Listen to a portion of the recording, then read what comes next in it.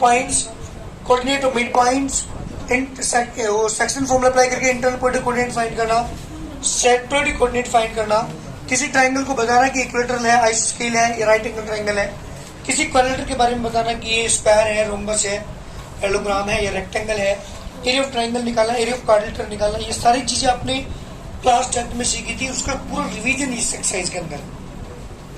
यहाँ 11th class की station से कोई मतलब नहीं है।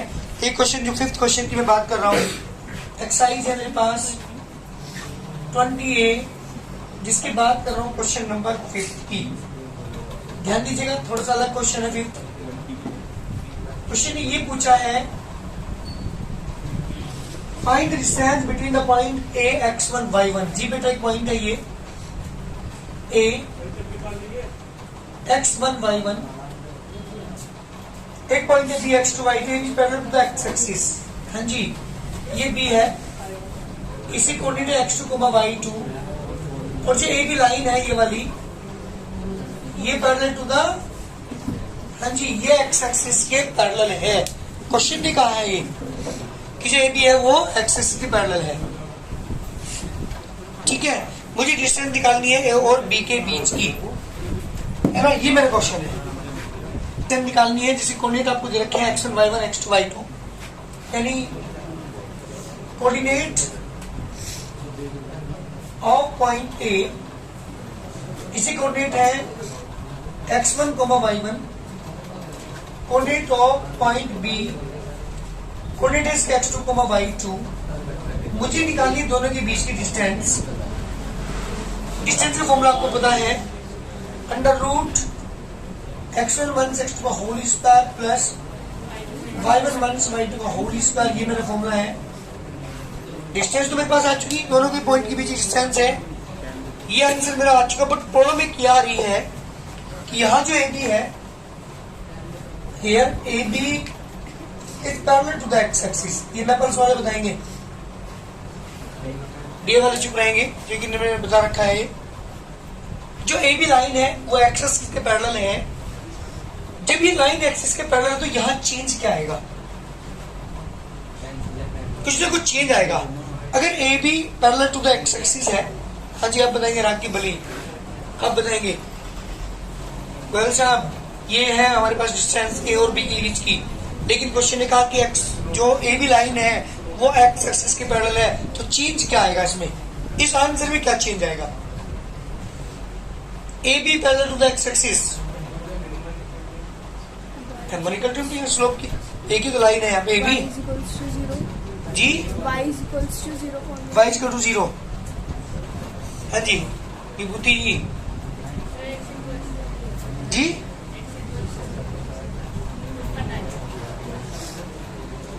हाँ जी ईशान, ये AB एक्सिस के पैरेलल है, इसका मतलब क्या हुआ, कौन किसके इक्वल है, क्या बोल रहा, पीटेगा तो मैं पक्का पीटेगा। हाँ जी आर्यन, क्या होगा अगर AB एक्सिस के पैरेलल है, ये देख लो मैं समझा रखा है। हाँ जी AB एक्सिस के पैरेलल है तो क्या होगा, बेटे इक्वेशन नहीं पूछ रहा मैं, x1 इक्वल टू x2 होगा, x1 इक्वल टू x2 होगा। हाँ जी क्या होगा, नहीं पता, हाँ जी हाँ जी नहीं पता, वेरी गुड जी, x1 इक्वल टू x2 होगा। ध्यान दो हर्ष, देखो मेरी बात सुनो, इस पॉइंट के अकॉर्डिंग ये डिस्टेंस कितनी है, ये डिस्टेंस कितनी है x1, ये डिस्टेंस कितनी है ये वाली, क्योंकि y पर चलते हैं तो y1। इस पॉइंट के अकॉर्डिंग ये यहां तक की डिस्टेंस क्या है और ये क्या है,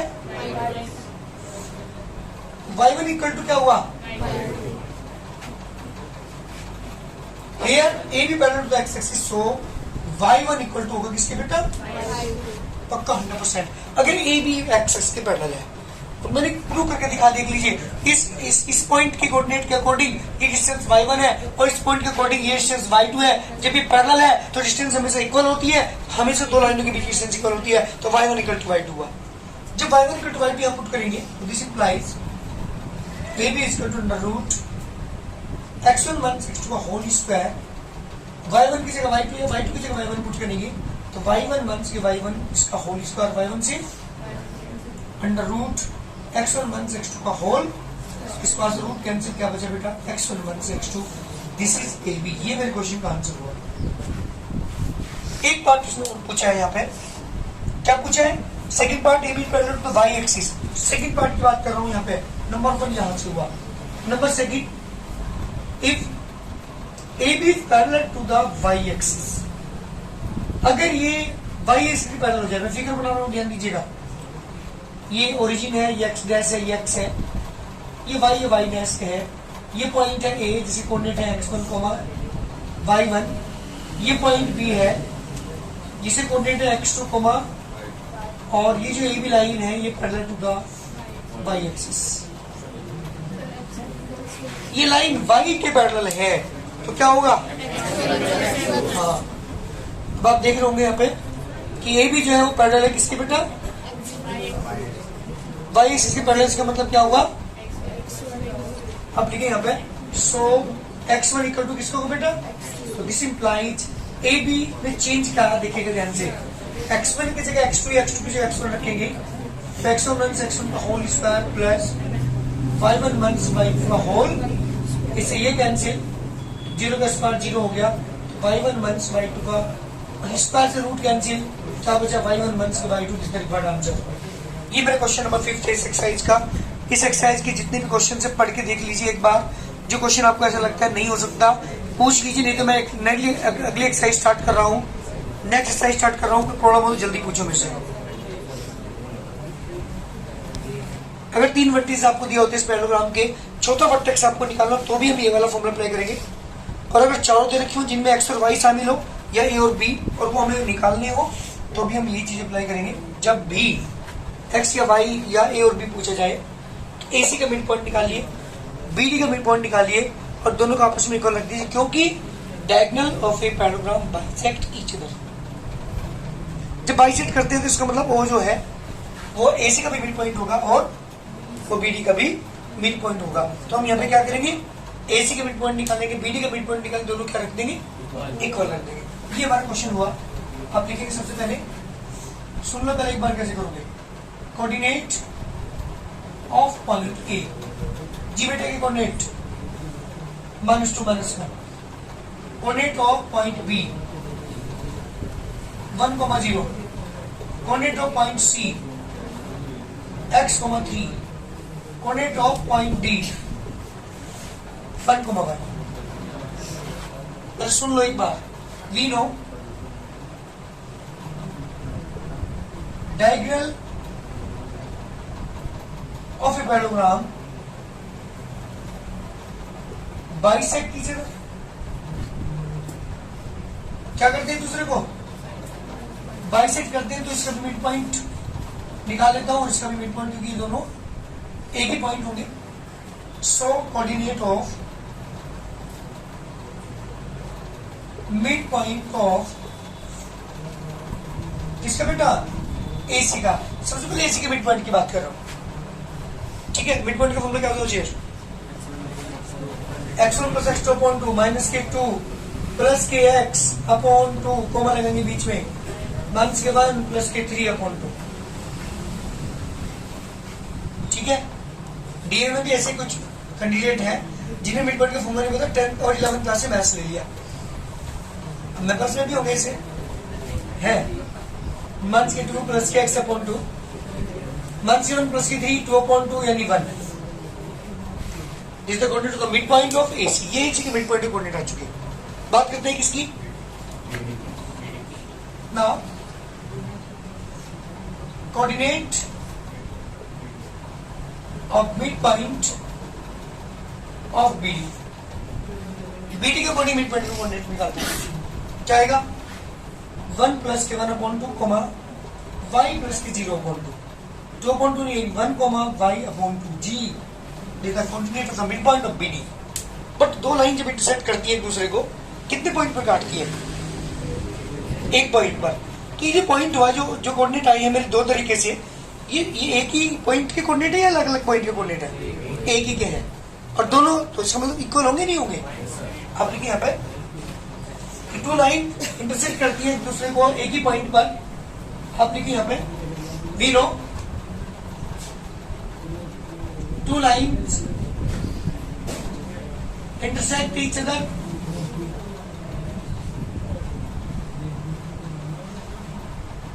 at a point। जी बेटा एक पॉइंट इंटरसेक्ट करते हैं। सो ये जो मिड पॉइंट, ये जो कोऑर्डिनेट है मिड पॉइंट के मान के 2 प्लस के x अपॉन 2 कॉमा 1, ये किसके इक्वल होंगे? इस वाले पॉइंट के 1 कॉमा y अपॉन 2 के। Taken x coordinate. क्या मतलब है बेटा? पहले वाले को मान के 2 प्लस के x अपॉन 2 इक्वल टू 1, मान के 2 प्लस के x इक्वल टू 2, जी बेटा x इक्वल टू 4। टेकन। इसका क्या मतलब है भाई? सेकंड वाले को सेकंड वाले के साथ 1 इक्वल टू y अपॉन 2, जी by y equal to 2, x की वैल्यू 4, y की वैल्यू 2। इस तरीके का आंसर, ये मेरे क्वेश्चन का आंसर है। जब आपको चौथा वर्टेक्स निकालना हो तब भी इस फॉर्मूले को अप्लाई कर सकते हैं। जब हमें 3 चारों दे रखे हो और कोई वेरिएबल उनमें घुसा रखा हो, जैसे यहाँ पे x और y, उसकी वैल्यू निकालने के लिए भी हम ये वाले मेथड अप्लाई करते हैं। AC का मिड पॉइंट निकालते हैं, BD का मिड पॉइंट निकालते हैं, दोनों क्या रख देंगे? इक्वल रख देंगे। बहुत जल्दी करिए।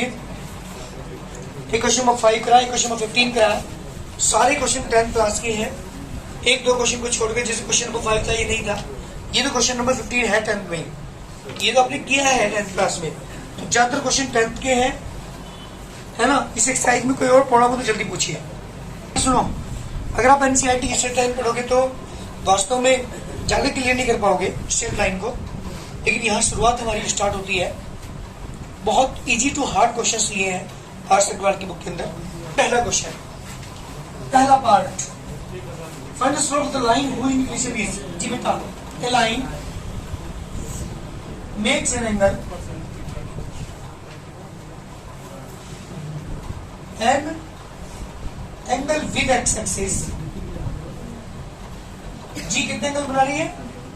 30 डिग्री के एंगल बना रही है। क्वेश्चन ने देखा पहले पार्ट के अंदर, एक लाइन जो है एक्स एक्सिस के साथ 30 डिग्री के अंदर बनाती है, इसकी स्लोप फाइंड की। मैंने बता स्लोप स्लोप स्लोप वर्ड हर क्वेश्चन के अंदर मिलेगा आपको। तो मुझे क्या फाइंड करना है? यहाँ पे स्लोप फाइंड करना है। स्लोप निकालने कितने फॉर्मूले आ जाती है?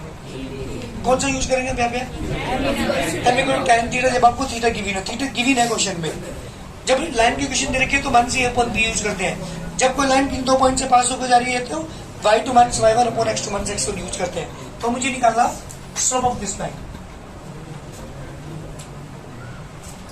Slope of this m equal to बेटा tan थीटा, थीटा की वैल्यू 30, m इक्वल टू कितना है बेटा? जल्दी करिए, बहुत जल्दी आंसर।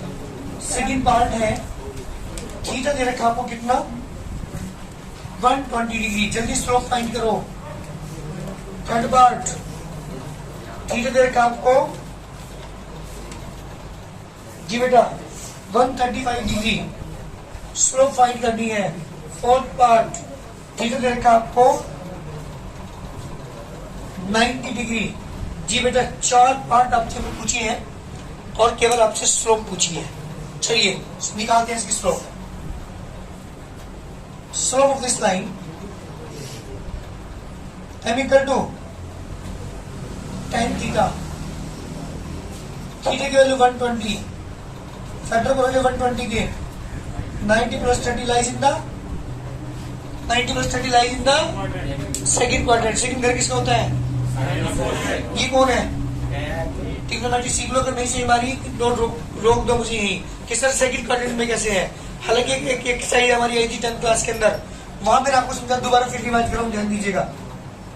ये 90 माइनस थीटा, क्योंकि इसका यूज तो सब ज्यादा है ट्रिग्नोमेट्री में। हो कोई भी चैप्टर हमारा आएगा, हर चैप्टर के अंदर इसका यूज है। तो ये 90 डिग्री की लाइन है। 90 में से अगर एंगल थोड़ा सा कुछ कम कर दिया जाए तो वो एंगल कहाँ लाई करेगा? फर्स्ट क्वाड्रेंट के अंदर। सेकंड में क्या होगा? 90 प्लस थीटा या 180, क्योंकि 180 का एंगल ये है अगर 180 में कुछ माइनस कर दिया जाए, कुछ कम कर दिया जाए 180 में से एंगल को, तो वो एंगल कहाँ लाई करेगा? सेकंड क्वाड्रेंट में। जी यहाँ पे 180 plus theta, 270 minus theta, 270 plus theta, 360 minus theta और 360 plus theta minus theta is large, so lies in the fourth quadrant. Minus theta lies क्यों करता है फोर्थ में? सुनिएगा। अगर मैं आपको यूं कहूं कि माइनस के 45 डिग्री का एंगल बनाओ या प्लस 45 डिग्री का एंगल बनाओ, मेरे बात ध्यान सुनेंगे आप। 45 का एंगल बनाओगे तो ऊपर की तरफ को बनेगा और माइनस 45 बनाओगे तो नीचे की तरफ को बनेगा। ये माइनस के 45, ये प्लस के 45। अगर मैं आपसे 120 का एंगल बना, भाई यहाँ सुन ले, 120 का एंगल कहाँ जाएगा? 60 और फिर 60 का डबल सेकंड क्वाड्रेंट के अंदर। देख लो 120 lies in the second quadrant. 180 से कम, 90 से बड़े वाले एंगल होते हुए वो सेकंड क्वाड्रेंट में लाई करते हैं। 180 से ज्यादा, 180 से और 270 से छोटे एंगल थर्ड क्वाड्रेंट में लाई करते हैं और 270 से ज्यादा के एंगल फोर्थ क्वाड्रेंट में लाई करते हैं। मैं आपको ये पूछ रहा हूँ 210 का एंगल बनाओ, तो 210 का कहाँ बनाओगे?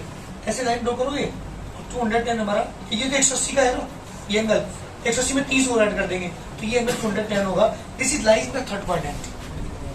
आप देख रहे हो, अगर मैं इस लाइन को ऐसे ड्रॉ कर दूं ये, तो first quadrant, second quadrant, third quadrant and the लाई करेगा। तो ये चीज समझने लायक है कि 90 minus theta lies in the first quadrant. 90 में कुछ प्लस कर दे तो सेकंड, 180 में कुछ माइनस कर दे तो भी सेकंड, 180 में कुछ प्लस कर दे थर्ड, 270 में कुछ माइनस कर दे इज आल्सो थर्ड, 270 में कुछ प्लस कर दे फोर्थ, 360 में कुछ माइनस कर दे तो भी फोर्थ, और minus theta is also lies in the fourth quadrant. ये चीज समझने लायक है। इसके बाद इस फर्स्ट क्वाड्रेंट के अंदर सारे पॉजिटिव होते हैं। इसके अंदर कौन होते हैं? सन और कोसेक पॉजिटिव होते हैं। हमेशा ध्यान रखिए चीज, क्योंकि हर चैप्टर के अंदर यूज होने वाली है। फर्स्ट में क्या होते हैं? सारे मालिक हैं इस क्वाड्रेंट के। साइन, कोस, टैन, कोट, सेक, कोसेक 6 के 6 जो नलायक हमारे ट्रिग्नोमेट्री के पहलवान, वो फर्स्ट क्वाड्रेंट में सारे क्या होते हैं? पॉजिटिव। सेकंड में क्या होते हैं? साइन कोसेक का घर है, जो चार और बचे वो अगर इस घर के अंदर आकर रहते तो मेहमान बन के रहेंगे, उनका आगे माइनस का साइन लगेगा। तीसरे घर को किसने बनाया है? टैन कोट ने बनाया, ये मालिक है इसके, ये पॉजिटिव रहेंगे। जो चार और बचे वो इस घर के अंदर आकर मेहमान बन के रहेंगे, माइनस लग जाएगा। इसको घर को बनाया कोस और सेक ने। एक तो आपको ये चीज याद रखनी है कि कौन सा एंगल कहाँ लाई करता है, और एक चीज याद करनी है कि कौन सी क्वाड्रेंट के अंदर कौन पॉजिटिव है। दो बातें याद करनी है। तीसरी बात और याद कर लीजिए, जब भी ध्यान देना, जब भी 90 माइनस थीटा, ये 90 plus theta, 270 minus theta, 270 plus theta, चारों एंगल आपको दिखाई दे जाए। ये चार पुलिस ऑफिसर हैं, इन्हें देख करके अपना नाम बदल देते हैं। साइन बदलता है कोस में, कोस साइन में, टैन बदलता है, कोट बदलता है टैन में, सेक बदलता है कोसेक में, और कोसेक बदलता है। अब इसकी जितनी बकवास मैंने आपको बताई, यहां से इसका यूज कहां है? यहां 90 से ऊपर के एंगल की वैल्यू निकालने के लिए हम इस सारी बकवास का यूज करते हैं। 90 से ऊपर कोई पूछने लगे साइन 765 की वैल्यू बताओ, नहीं बता पाओगे आप अगर ये क्लियर नहीं है। कोई पूछने लगे 1140 1140 एंगल डिग्री की वैल्यू बताओ, कोई पूछे 1830 यानी 1830 की वैल्यू बताओ, साइन 1830 की वैल्यू बताओ, tan 1830 की वैल्यू बताओ, तो नहीं बता पाओगे अगर ये चीजें क्लियर नहीं है। तो 90 डिग्री, क्योंकि हमारी जो ट्रिग्नोमेट्री टेबल है वो 90 तक है। 90 से ऊपर के एंगल की जब वैल्यू निकालनी होती है तो इस बार सारी चीजें मैंने बताई, इन सबका आप यूज करेंगे। मैं करके दिखाता हूँ। देखिए 90 प्लस थीटा कहाँ लाई कर रहा है? सेकंड घर किसका है? ये कौन है? मेहमान। इस घर के अंदर आकर रहेगा तो मेहमान मान लीजिए। अभी बता था कि 90 जब आ रहा है तो ये नाम बदल लेते हैं। तो इस साइन, ये टैन है, टैन किसे बदलेगा? देखो कोट में, तो कोट, और ये सब चीजें खत्म हो जाती है, केवल बाद का एंगल बचता है। क्या बचा केवल? और कोट 30 की होती है √3। जी बेटा, इसकी स्लोप कितनी आ गई? माइनस की √3। ये मेरे क्वेश्चन का आंसर है, दैट इज द स्लोप। लेकिन इस जो चीजें मैंने आपको बताई कब यूज करते हैं? 90 से ऊपर के एंगल निकालने में हम इस सबको यूज करते हैं। बहुत जल्दी करिए। स्लोप निकालना है मुझे। थीटा दे रखा आपके बाद आपको 135, क्या दे रखा थीटा, जल्दी स्लोप निकाल के दिखाओ। Slope of this line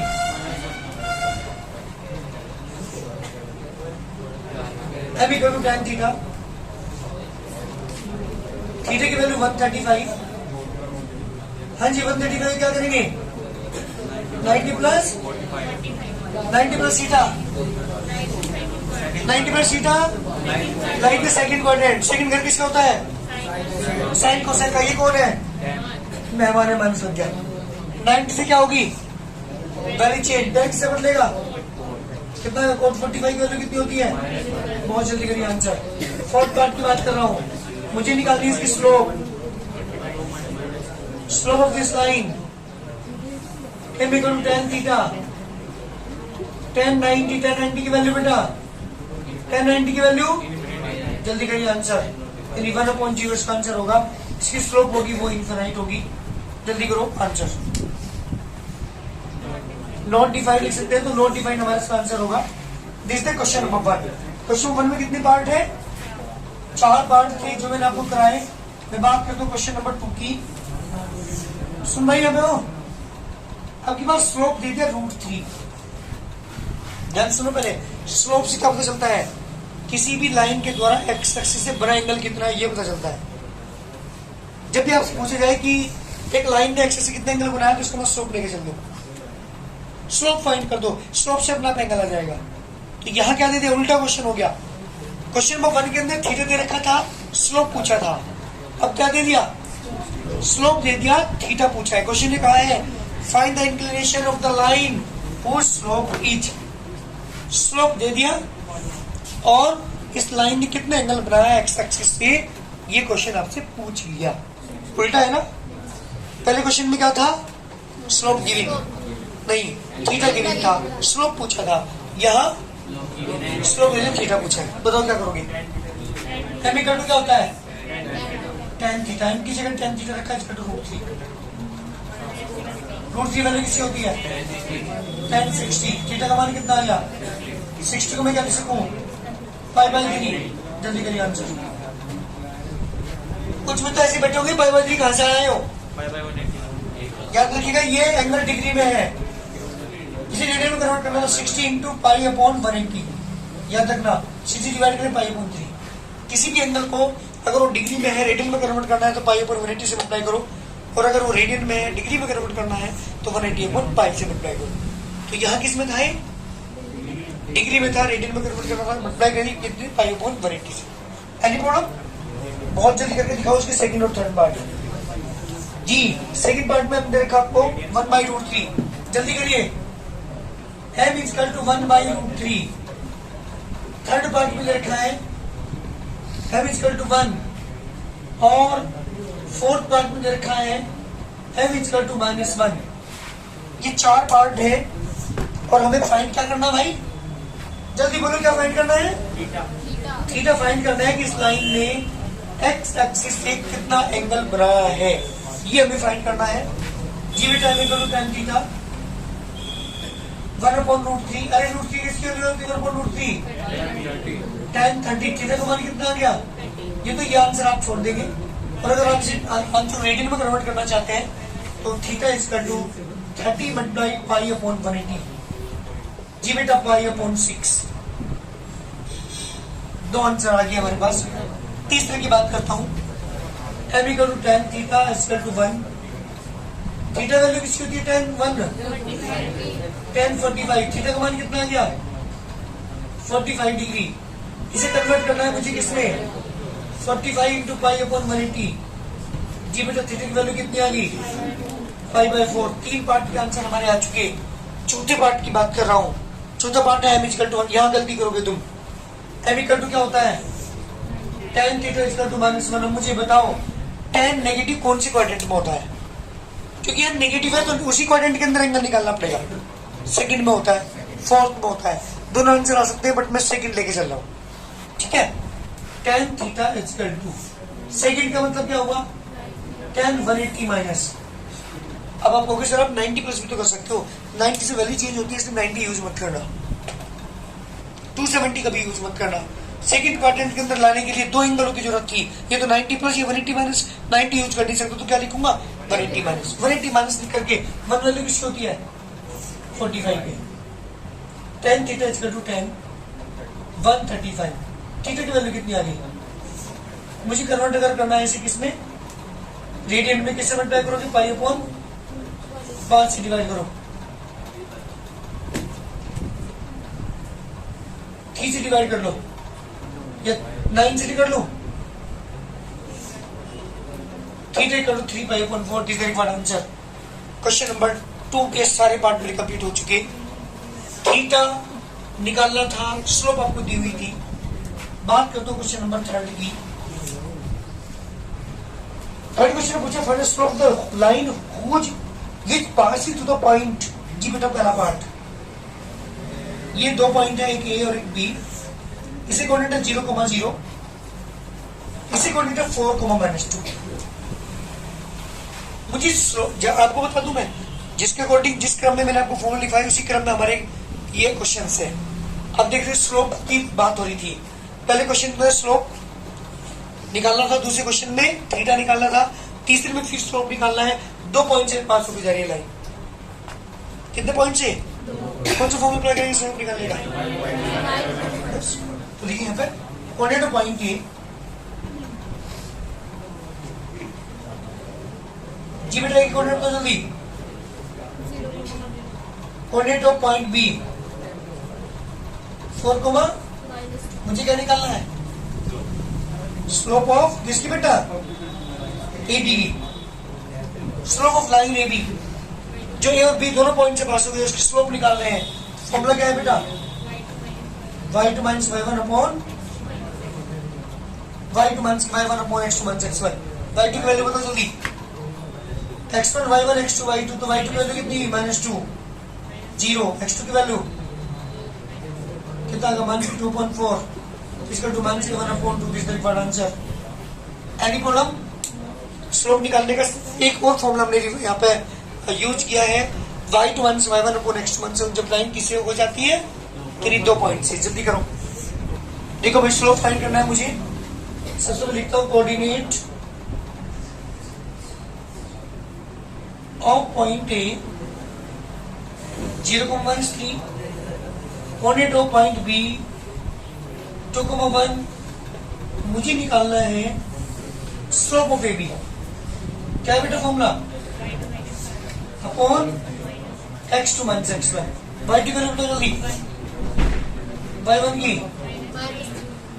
-3, x2 की, x1 की 1 प्लस 3/2 4/2। बिल्कुल ठीक बेटा, 2 आ गया। जल्दी करिए थर्ड पार्ट। एक पॉइंट बी, इसके कोऑर्डिनेट 2,5, इसे कोऑर्डिनेट है -4 करो जल्दी। स्लोप फाइंड करिए जल्दी इसका। Coordinate of point A 2,5, coordinate of point B -4 मुझे निकालना है slope of line A B. Formula apply करूंगा y2 minus y1 upon x2 minus x1। जी y2 की वैल्यू 4 माइनस 5 -4 -2 -9 अपॉन -6 कितना आएगा? 3/2। जल्दी करिए आंसर। स्लोप आ चुका 3/2। Any problem? जल्दी फोर्थ पार्ट और दिखाओ करके मुझे। मैं नहीं कर रहा, फोर्थ पार्ट अपना करके दिखाएंगे आप। फोर्थ पार्ट है एक पॉइंट बी -2,3 और 4,6। जल्दी मुझे आंसर निकाल के दिखाओ। स्लोप पूछा है इसका जी, स्लोप दे रखा है, स्लोप 5.4 है, 2 पॉइंट से पास होकर जा रही है लाइन। एक्स की वैल्यू पूछी है, क्या यूज करेंगे? 2 पॉइंट से चलने वाली लाइन की स्लोप का फॉर्मूला और इक्वल रख देंगे किसके? -5/4 के। देखो कोऑर्डिनेट ऑफ पॉइंट ए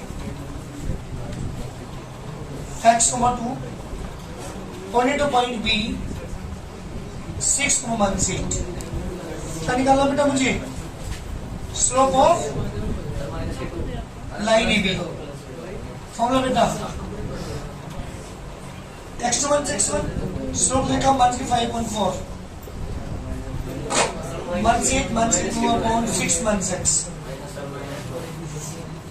ठीक है, मल्टीप्लाई करते हैं क्रॉस, माइनस 30 प्लस की 5x कितना होगा? माइनस के 40, 5x इक्वल टू माइनस के 40 प्लस के 30, 5x equal to minus 10। X value क्या रही भाई? जल्दी करिए आंसर।